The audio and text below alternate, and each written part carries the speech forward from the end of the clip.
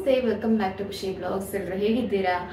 ಇವತ್ತು ನಾನು ಮಧ್ಯಾಹ್ನ ಮೇಲೆ ಬ್ಲಾಗ್ ಶುರು ಮಾಡ್ತಾ ಇದ್ದೀನಿ. ಅನಗ ನಿದ್ದೆ ಮಾಡಿದಾಳೆ. ಸೊ ನಾನು ಇವಾಗ ಏನಾದ್ರೂ ಸ್ವೀಟ್ ಮಾಡೋಣ ಅಂತ ಪ್ಲಾನ್ ಮಾಡ್ಕೊಂಡೆ. ಮೈಸೂರು ಪಾಕ್ ಮಾಡಿದ್ರೆ ಹೇಗೆ ಅಂತ ಅನಿಸ್ತು. ತುಂಬಾ ದಿನಗಳ ನಂತರ ಟ್ರೈ ಮಾಡ್ತಾ ಇದ್ದೀನಿ. ಮೊದಲು ಕೂಡ ಮಾಡಿದ್ದೆ, ನೋಡ್ಬೇಕು, ಒಂದೊಂದ್ಸಲ ಒಂದೊಂದ್ ತರ ಆಗತ್ತೆ. ಈ ಸಲ ಹೇಗ್ ಬರುತ್ತೆ, ದೀಪಾವಳಿ ಬೇರೆ ಹತ್ರ ಬಂತು, ಏನಾದ್ರೂ ಸ್ವೀಟ್ ಮನೆಯಲ್ಲೇ ಮಾಡ್ಕೊಂಡು ತಿಂದ್ರೆ ಒಳ್ಳೇದು ಅಂತ ಅನಿಸ್ತು. ಅದಕ್ಕೋಸ್ಕರ ನಾನು ಮೈಸೂರು ಪಾಕ್ ಮಾಡೋಣ ಅಂತ ಅನ್ಕೊಂಡಿದೀನಿ. ಸ್ವಲ್ಪನೇ ಮಾಡ್ತೀನಿ, ಚೆನ್ನಾಗ್ ಬಂದ್ರೆ ಮತ್ತೊಂದ್ಸಲ ಮಾಡ್ಬೋದು ಅಂತ. ಸೊ ತುಪ್ಪ ಎಲ್ಲ ನಾನು ತರಿಸ್ಕೊಂಡಿದ್ದೀನಿ. ಊರಿಂದ ತಂದಿರೋ ತುಪ್ಪ ಸ್ವಲ್ಪ ಇದೆ, ಅದು ಅನಗಂಗಾಗತ್ತೆ. ದೋಸೆಗೆ ನೆಂಚ್ಕೊಂಡು ತಿಂತಾಳೆ ಅವಳು. ಮತ್ತೆ ದೋಸೆಗೆ ಮೇಲಿಂದ ಹಾಕೋದಕ್ಕೂ ಕೂಡ ಬೇಕಾಗತ್ತೆ. ಊರಿಂದ ತಂದಿರೋ ತುಪ್ಪ ಇರ್ಲಿ ಅಂತ ಅನ್ಕೊಂಡು ನಂದಿನಿ ತುಪ್ಪನ ನಾನು ತರಿಸ್ಕೊಂಡಿದ್ದೀನಿ. ಮತ್ತೆ ಬೇಸನ್ ಹಿಟ್ಟು ಕೂಡ ಇದೆ, ಮತ್ತೆ ಸಕ್ಕರೆ, ಮೂರೇ ಇಂಗ್ರೀಡಿಯೆಂಟ್ ಇದಕ್ಕೆ ಬೇಕಾಗೋದು. ನೋಡೋಣ ಹೇಗಾಗತ್ತೆ ಅಂತ. ನಮ್ಮ ಚಾನಲ್ಗೆ ಹೊಸಬ್ರಾದ್ರೆ ದಯವಿಟ್ಟು ಸಬ್ಸ್ಕ್ರೈಬ್ ಮಾಡ್ಕೊಳ್ಳಿ ಅಂತ ಕೇಳ್ಕೊಳ್ತೀನಿ. ಹಾಗೆ ಚಳಿ ಸ್ಟಾರ್ಟ್ ಆಗಿದೆ, ದೀಪಾವಳಿ ಅಂದಮೇಲೆ ಚಳಿ ಶುರು ಆಗ್ಲೇಬೇಕು. ಸೊ ಎಸ್, ಇವಾಗ ಶುರು ಮಾಡೋಣ. ಎಲ್ಲ ತಯಾರಿ ಮಾಡ್ಕೋಬೇಕು. ಹಾಗೆ ಇಲ್ಲೊಂದು ಕ್ಯೂಟ್ ಆದ ಒಂದು ಈ ತರದ್ದು ಎಂತ ಹೇಳ್ತಾರೆ, ಸಿರಾಮಿಕ್ ಪಾಟ್ ಆ್ಯಡ್ ಆಗಿದೆ. ತುಂಬಾ ಚೆನ್ನಾಗಿದೆ, ಕ್ಯೂಟ್ ಆಗಿ ಕಾಣಿಸುತ್ತೆ. ಸುಮಾರು ದೊಡ್ಡದಾಗಿದೆ. ನಾನು ಇದ್ರಲ್ಲಿ ಹಿಂಗ್ ಇಟ್ಟಿದ್ದೀನಿ. ಉಪ್ಪು ಇಡೋದಕ್ಕೆ ಬೇರೆದಿದೆ, ಬಟ್ ಇದು ನಂಗೆ ತುಂಬಾ ಇಷ್ಟ ಆಯ್ತು ಅಂತ ತಗೊಂಡಿದ್ದು. ಒಂಥರ ಶೋ ಪೀಸ್ ತರ ಇಡ್ಬೋದು. ಇದ್ರ ಲಿಂಕ್ ಬೇಕು ಅಂದ್ರೆ ನಾನು ಡಿಸ್ಕ್ರಿಪ್ಷನ್ ಬಾಕ್ಸ್ ಅಲ್ಲಿ ಹಾಕ್ತೀನಿ. ಅದು ಮೀಶೋದಿಂದ ತರಿಸಿದ್ದು. ಓಕೆನಾ?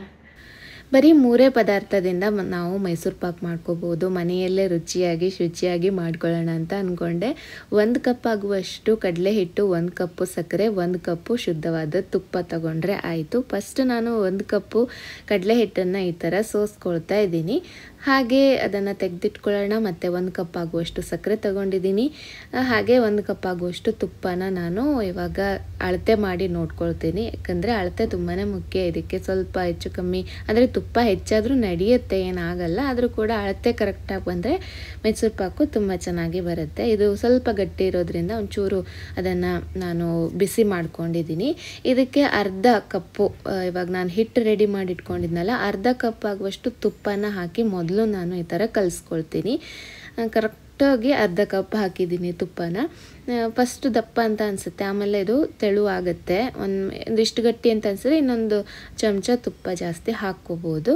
ಸೊ ಅದನ್ನು ಚೆನ್ನಾಗಿ ಯಾವುದೇ ಒಂದು ಗಂಟೆ ಇಲ್ಲದೆ ಈ ಥರ ಕ್ರೀಮ್ ಥರ ಆಯಿತು. ಇದು ನೋಡಿ, ಈ ಥರ ಹಿಟ್ಟು ರೆಡಿ ಮಾಡಿ ಇಟ್ಕೊಂಡೆ. ಆನಂತರ ಸಕ್ಕರೆ ಪಾಕ ಮಾಡ್ಕೊಳ್ತಾ ಇದ್ದೀನಿ. ಕರೆಕ್ಟ್ 1 ಕಪ್ ಆಗುವಷ್ಟು ಸಕ್ಕರೆ ತೊಗೊಂಡಿದ್ದೆ. ಕರೆಕ್ಟ್ ಆಗುತ್ತೆ ಸಿಹಿ. ಇನ್ನೂ ಜಾಸ್ತಿ ತೊಗೊಂಡ್ರೆ ಸಿಕ್ಕಾಪಟ್ಟೆ ಸಿಹಿ ಆಗುತ್ತೆ, ಅದಕ್ಕೋಸ್ಕರ ಸ್ವಲ್ಪ ಸಾಕು. ಇದಕ್ಕೆ ಅರ್ಧ ಕಪ್ ಆಗುವಷ್ಟು ನೀರು ಹಾಕಿ ಇವಾಗ 1 ಎಳೆ ಪಾಕನ ಮಾಡಿಕೊಂಡೆ. 1 ಎಳೆ ಬರಬೇಕಷ್ಟೆ. ಆನಂತರ ನಾವು ಕಲಸಿಟ್ಕೊಂಡಿರೋ ಹಿಟ್ಟನ್ನು ಹಾಕ್ಕೋಬೇಕು. ನಾನು ಜಾಸ್ತಿ ಮಾಡೋಕ್ಕೆ ಹೋಗಿಲ್ಲ, ಸ್ವಲ್ಪ ಮಾಡಿರೋದ್ರಿಂದ ಅಂದರೆ ಈಸಿ ಆಗುತ್ತೆ. ಜಾಸ್ತಿ ಮಾಡೋದಾದರೆ ಯಾರಾದರೂ ಹೆಲ್ಪಿಗೆ ಬೇಕೇ ಬೇಕು, ಯಾಕಂದರೆ ಈ ಕಡೆ ಹಿಟ್ಟು ಹಾಕೋವರೆಗೆ ಆ ಕಡೆ ಗಂಟು ಆಗಿಬಿಡುತ್ತೆ. ಸೊ ಹಾಗಾಗಿ ನಾನು ಸ್ವಲ್ಪ ಇದ್ದಿದ್ದರಿಂದ ನಾನು ಮ್ಯಾನೇಜ್ ಮಾಡ್ಬೋದು. 1 ಕಪ್ ಆದರೆ. ಇನ್ನೂ ಜಾಸ್ತಿ ಮಾಡೋದಾದರೆ ಯಾರಾದರೂ ಹೆಲ್ಪ್ ಬೇಕೇ ಬೇಕು. ಈ ಥರ ಹಾಕ್ಕೋಬೇಕು. ಬಿಸಿ ಬಿಸಿಯಾದ ಪಾಕ ಬಂದಿರೋ ಸಕ್ಕರೆ ಪಾಕಕ್ಕೆ ಹಾಕ್ತಾ ನಾನು ತೊಳಸ್ಕೊಳ್ತಾ ಇದ್ದೀನಿ. ಯಾವುದೇ ಗಂಟು ಆಗಿಲ್ಲ, ಚೆನ್ನಾಗೇ ಬಂತು. ಆನಂತರ ತುಪ್ಪನ ನಾನು ಬಿಸಿ ಮಾಡಿಕೊಂಡೆ. ತುಪ್ಪ ಬಿಸಿ ಮಾಡಿಕೊಂಡು ಬಿಸಿ ಬಿಸಿಯಾದ ತುಪ್ಪ ಹಾಕೋದ್ರಿಂದ ಒಂಥರ ಗೂಡಾಗಿ ಬರುತ್ತೆ. ಒಂಥರ ನಮ್ಗೆ ಗೊತ್ತಾಗುತ್ತೆ ಇವಾಗ ಆಗ್ತಾ ಬಂತು ಅಂಥೇಳಿ.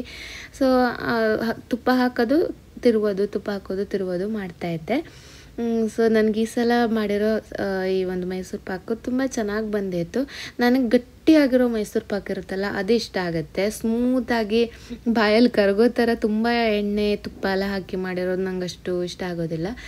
ಗಟ್ಟಿ ಮೈಸೂರು ಪಾಕು ಇಷ್ಟ. ನಾನು ಅದೇ ಥರ ಮಾಡಬೇಕು ಅಂತ ಅಂದ್ಕೊಂಡೆ, ಆದರೆ ಅಷ್ಟು ಗಟ್ಟಿ ಆಗಿಲ್ಲ. ಇದು ಇನ್ನೊಂದು ಸ್ವಲ್ಪ ಕಾಯಿಸ್ಬೇಕಿತ್ತು. ಈ ಥರ ಉಂಡೆ ಮಾಡೋ ಹದಕ್ಕೆ ಬಂದ ಮೇಲೆ ಕೈಗೆಲ್ಲ ಏನು ಹೊಂಡ್ತಾ ಇರಲಿಲ್ಲ, ಉಂಡೆ ಆಯಿತು. ಸೊ ಅಷ್ಟೊತ್ತಿಗೆ ನಾನು ಹಾಕಬೇಕಿತ್ತು, ಹಾಗಾಗಿ ವೀಡಿಯೋ ಕ್ಯಾಪ್ಚರ್ ಮಾಡೋಕ್ಕಾಗಿಲ್ಲ. 1 ನಿಮಿಷ ಲೇಟ್ ಆದರೂ ಕೂಡ ಅದು ಪುಡಿ ಆಗಿಬಿಡುತ್ತೆ. ಹಾಗಾಗಿ ಪಟ್ ಅಂತ ನಾನು ಒಂದು ಪ್ಲೇಟಿಗೆ ಹಾಕ್ಕೊಂಡೆ. ನನ್ನ ಹತ್ರ ಕೇಕ್ ಟಿನ್ನು ಅಂದರೆ ಕೇಕ್ ಮಾಡೋ ಪಾತ್ರೆ ಇರಲಿಲ್ಲ, ಅದಕ್ಕೋಸ್ಕರ ಸ್ವಲ್ಪ ತಳ ಇರೋ ಅಂದರೆ ಆಳ ಇರೋ ಒಂದು ಪ್ಲೇಟಲ್ಲಿ ಹಾಕ್ಕೊಂಡೆ.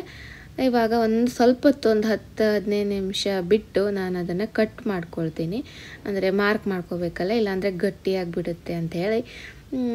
ಸೊ ನಾನು ಹಿಂಗೆ ಟ್ರಯಲ್ ಮಾಡಿದ್ದು, ನೋಡೋಣ ಈ ಸಲ ಹೇಗೆ ಬರುತ್ತೆ ಅಂತ. ಕೆಲವು ಸಲ ಸರಿ ಬರಲ್ಲ ಇದು, ಈ ಸಲ ಪರವಾಗಿಲ್ಲ, ಚೆನ್ನಾಗೇ ಬಂದಿತ್ತು. ಟೇಸ್ಟ್ ಅಂತೂ ಪಕ್ಕಾ ಮೈಸೂರು ಪಾಕು ಅದೇ ಟೇಸ್ಟ್ ಬರುತ್ತೆ. ಮತ್ತೇನು ಡ್ರೈ ಫ್ರೂಟ್ಸ್ ಮತ್ತೇನು ಹಾಕಿಲ್ಲ, ನಾನೇನು ಜಸ್ಟ್ ಪ್ಲೇನ್ ಆಗಿ ಮಾಡಿದೆ. ಚೆನ್ನಾಗಾಗಿತ್ತು. ಇಲ್ಲಾಂದರೆ ಪಿಸ್ತಾ ಏನಾದರೂ ಕಟ್ ಮಾಡಿ ಹಾಕ್ಬೋದಿತ್ತೇನೋ ಮೋಸ್ಟ್ಲಿ.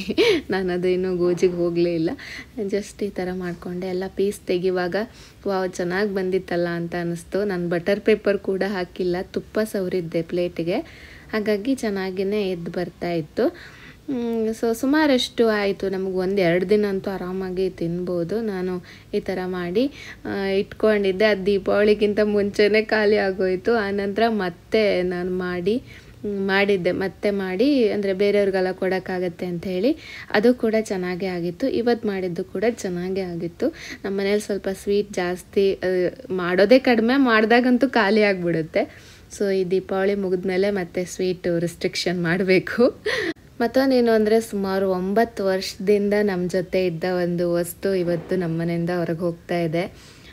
ಪ್ಯೂರಿಟ್ಟು ನಾವು ಮದುವೆ ಆದ ಹೊಸದ್ರಲ್ಲಿ ತೊಗೊಂಡಿದ್ದಾಗಿತ್ತು. ಇವಾಗ ಅದ್ರ ಕೆಲಸ ಸ್ವಲ್ಪ ನಿಧಾನಗತಿ ಮಾಡಿದೆ, ಮತ್ತು ಅದಕ್ಕೆ ಖರ್ಚು ಜಾಸ್ತಿ ಆಗ್ತಾಯಿತ್ತು. ಸೊ ಅದಕ್ಕೋಸ್ಕರ ನಾವು ಬೇರೆ ತೊಗೊಂಡ್ವಿ. ಪ್ಯೂರಿಟ್ ವೇವ್ ಪ್ರೋ ತೊಗೊಂಡ್ವಿ. ಇದರಲ್ಲಿ RO ಮತ್ತು UV ಫಿಲ್ಟರ್ ಎರಡೂ ಕೂಡ ಇದೆ, ಮತ್ತು ಮಿನರಲ್ಸ್ ಕೂಡ ಆ್ಯಡ್ ಮಾಡುತ್ತಂತೆ. ಚೆನ್ನಾಗಿತ್ತು, ಆಫರಲ್ಲಿದ್ದಾಗ ನಾವು ತೊಗೊಂಡ್ವಿ. ಒಂದು ಕಡೆ ಬೇಜಾರಾಗ್ತಾಯಿತ್ತು, ಇಷ್ಟೊಂದು ದಿನ ನನ್ನ ಜೊತೆ ಇದ್ದ ಒಂದು ವಸ್ತು ಇವಾಗ ನಮ್ಮ ಮನೆಯಿಂದ ಹೊರಗಡೆ ಹೋಗ್ತಾ ಇದೆ ಅಂತ. ಸೊ ಅದರ ಋಣ ಮುಗೀತು ಅಂತ ಹೇಳ್ಬೋದು. ಇವಾಗ ಹೊಸ ವಸ್ತು ಬಂತು, ಇದು ಕೂಡ ಚೆನ್ನಾಗಿದೆ. ಹಾಗೆ ಇದರಲ್ಲಿ ವಾಟರ್ ವೇಸ್ಟೇಜ್ ಕೂಡ ಕಡಿಮೆ, ಹಾಗಾಗಿ ನಾವು ಇದನ್ನು ಆರಾಮಾಗಿ ತೊಗೋಬೋದು ಅಂತ ಅನ್ನಿಸ್ತು. ಮಿನರಲ್ಸ್ ಕೂಡ ಬೇಕಲ್ವ, ಅದು ಇದರಲ್ಲಿ ಆ್ಯಡ್ ಮಾಡುತ್ತಂತೆ. ಮೊದಲೊಂದು ಅದನ್ನು ಕೂಡ ತೆಗೆದಾಕ್ತಾಯಿತ್ತು, ಇವಾಗ ಮಿನರಲ್ಸ್ ಕೂಡ ಆ್ಯಡ್ ಆಗುತ್ತಂತೆ. ಚೆನ್ನಾಗಿದೆ, ಲಿಂಕ್ ಹಾಕ್ತೀನಿ ನಾನು. ಹಾಗೆ ನಾನು ಮೊಸರು ಶಾವಿಗೆ ಮಾಡಿದ್ದೆ, ಚೆನ್ನಾಗಾಗಿತ್ತು. ಹಾಗಾಗಿ ಬ್ಲಾಗಲ್ಲೂ ಶೇರ್ ಮಾಡೋಣ ಅಂತ ಅಂದ್ಕೊಂಡೆ. ಮೊಸರನ್ನ ಮಾಡ್ತೀವಲ್ಲ, ಅನ್ನದ ಬದಲಿಗೆ ಶಾವಿಗೆ ಹಾಕೋದು ಅಷ್ಟೇ. ಇದನ್ನು ನಾವು ಅನ್ನ ತಿಂದೇ ಇರೋ ಟೈಮಿಗೆ, ಅಂದರೆ ನಮ್ಮ ಕಡೆ ಎಲ್ಲ ಒಪ್ಪತ್ತು ಅಂತ ಮಾಡ್ತಾರೆ, ರಾತ್ರಿ ಅನ್ನ ಊಟ ಮಾಡಲ್ಲ, ಬದಲಿಗೆ ಅವಲಕ್ಕಿ ಏನಾದರೂ ಮಾಡ್ಕೊಂಡು ತಿಂತಾರೆ. ಸೊ ಅದ್ರ ಬದಲಿಗೆ ಬೇಕಾದರೆ ಈ ಥರ ಶಾವಿಗೆ ಹಾಕಿ ಮೊಸರು ಶಾವಿಗೆ ಅಂತ ಮಾಡ್ಕೊಂಡು ತಿನ್ಬೋದು. ಇದು ಕೂಡ ತುಂಬಾ ಚೆನ್ನಾಗಾಗುತ್ತೆ, ಬೆಳಗ್ಗೆ ತಿಂಡಿ ಕೂಡ ಮಾಡ್ಕೋಬೋದು. ನಾನಿಲ್ಲಿ ಶಾವಿಗೆನ ಒಂದ್ಸಲ ಬಿಸಿ ನೀರಿಗೆ ಹಾಕಿ ಬೇಯಿಸಿ ಅದನ್ನು ನೀರು ಬಾಗಿಸಿ ಇಟ್ಕೊಂಡಿದ್ದೀನಿ. ಹಾಗೆ ಮೊಸರು, ನಾವು ಅಕ್ಷಯಕಲ್ಪ ಹಾಲು ತೊಗೊಳ್ತೀವಿ, ತುಂಬ ಚೆನ್ನಾಗಿ ಕೆನೆ ಕೂಡ ಬರುತ್ತೆ. ಆ ಕೆನೆನ ಸ್ಟೋರ್ ಮಾಡಿ ಇಟ್ಕೊಳ್ತೀನಿ. ಸ್ವಲ್ಪ ಜಾಸ್ತಿ ಆದಮೇಲೆ ಅದನ್ನು ಬೆಣ್ಣೆ ತೆಗೆದು ತುಪ್ಪ ಮಾಡ್ಕೊಳ್ತೀನಿ. ಹಾಗೆ ಇವಾಗ ಒಗ್ಗರಣೆಗೆ ರೆಡಿ ಮಾಡಿಕೊಂಡೆ. ಸ್ವಲ್ಪ ಎಣ್ಣೆ, ಸ್ವಲ್ಪ ಚೂರು ತುಪ್ಪ ಹಾಕಿದ್ದೀನಿ. ಹಾಗೆ ಶೇಂಗಾ ಮತ್ತು ಗೋಡಂಬಿ ಎಲ್ಲ ಹಾಕ್ತಾಯಿದ್ದೀನಿ. ನಮಗೇನೇನು ಬೇಕು, ಎಷ್ಟು ಪ್ರಮಾಣದಲ್ಲಿ ಬೇಕು ಒಗ್ಗರಣೆಗೆ ಹಾಕ್ಕೋಬೋದು. ಖಾರ ಮಾತ್ರ ನಾನು ಸ್ವಲ್ಪ ಕಡಿಮೆ ಹಾಕ್ತೀನಿ, ಅರ್ಧ ಹಸಿಮೆಣಸಲ್ಲಿ ಕಟ್ ಮಾಡಿ ಅರ್ಧ ಹಾಕ್ತೀನಿ ಅಷ್ಟೇ. ಖಾರ ತುಂಬ ಕಡಿಮೆ ನಾವು ತಿನ್ನೋದು.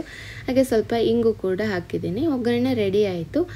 ಹಾಗೆ ಇವಾಗ ಶಾವಿಗೆನ ಬೇಯಿಸಿ ಇಟ್ಕೊಂಡಿದ್ವಲ್ಲ, ಇದು ನಾನು ಬಳಸಿರೋ ಶಾವಿಗೆ ರೋಸ್ಟೆಡ್, ಆಲ್ರೆಡಿ ರೋಸ್ಟೆಡ್ ಆಗಿ ಸಿಗುತ್ತಲ್ಲ, ಅದನ್ನು ಬಳಸಿದ್ದೀನಿ. ರೋಸ್ಟ್ ಆಗಿಲ್ಲ ಅಂದರೆ ಫಸ್ಟ್ ಒಂದು ಸಲ ರೋಸ್ಟ್ ಮಾಡಿ ಹಾಕ್ಕೋಬೋದು. ಹಾಗೆಯೇ ಇವಾಗ ಮೊಸರು ಹಾಕ್ಕೊಳ್ತಾ ಇದ್ದೀನಿ, ಮತ್ತು ದಾಳಿಂಬೆ ಕಾಳುಗಳನ್ನು ಹಾಕ್ಕೊಳ್ತಾ ಇದ್ದೀನಿ, ಸ್ವಲ್ಪ ದ್ರಾಕ್ಷಿ, ರುಚಿಗೆ ತಕ್ಕಷ್ಟು ಉಪ್ಪು, ಹಾಗೆ ಒಗ್ಗರಣೆ. ಸೇಮ್ ಮೊಸರನ್ನ ಮಾಡ್ತೀವಲ್ಲ ಅದೇ ಥರ. ನನಗೆ ಶಾವಿಗೆ ಇನ್ನೂ ಸಣ್ಣ ಶಾವಿಗೆ ಇರುತ್ತಲ್ಲ, ಅದು ಇದ್ರೆ ಇನ್ನೂ ಚೆನ್ನಾಗಿರುತ್ತೆ ಅಂತ ಅನ್ನಿಸ್ತು. ಇದು ಕೂಡ ಚೆನ್ನಾಗೇ ಇತ್ತು. ಮಾಡಿದ ತಕ್ಷಣ ತಿಂದ್ರಂತೂ ಬಾಯಿಗೆ ದಾಳಿಂಬೆ ಮತ್ತು ನಾನು ಒಗ್ಗರಣೆಗೆ ಹಾಕಿರೋ ಶೇಂಗಾ, ಗೋಡಂಬಿ ಎಲ್ಲ ಸಿಗ್ತಾಯಿತ್ತು. ಸೊ ತುಂಬ ರುಚಿಯಾಗಿ ಇತ್ತು. ಬೆಳಗ್ಗೆ ತಿಂಡಿಗೆ ಮಾಡಿಕೊಂಡು ತಿಂದರೆ ಚೆನ್ನಾಗಿರುತ್ತೆ ಅಂತ ಅನ್ನಿಸ್ತು. ಸೊ ನಿಮಗೆಲ್ಲ ಈ ಒಂದು ವ್ಲಾಗು ಅಥವಾ ಈ ರೆಸಿಪಿ ಇಷ್ಟ ಆಗಿದೆ ಅಂತ ಅಂದ್ಕೊಂಡೆ. ಸ್ವಲ್ಪ ಹುಳಿಬೇಕು ಅಂತ ಅನಿಸ್ತು, ಹಾಗಾಗಿ ಸ್ವಲ್ಪ ನಿಂಬೆಹಣ್ಣಿನ ರಸ ಹಾಕಿದ್ದಾಯಿತು. ಇಷ್ಟೇ ಇವತ್ತಿನ ಒಂದು ವಿಡಿಯೋವನ್ನು ಮುಗಿಸ್ತಾ ಇದ್ದೀನಿ. ಸೊ ತಮ್ಮೆಲ್ಲರಿಗೂ ಮತ್ತೊಮ್ಮೆ ದೀಪಾವಳಿ ಹಬ್ಬದ ಶುಭಾಶಯಗಳು.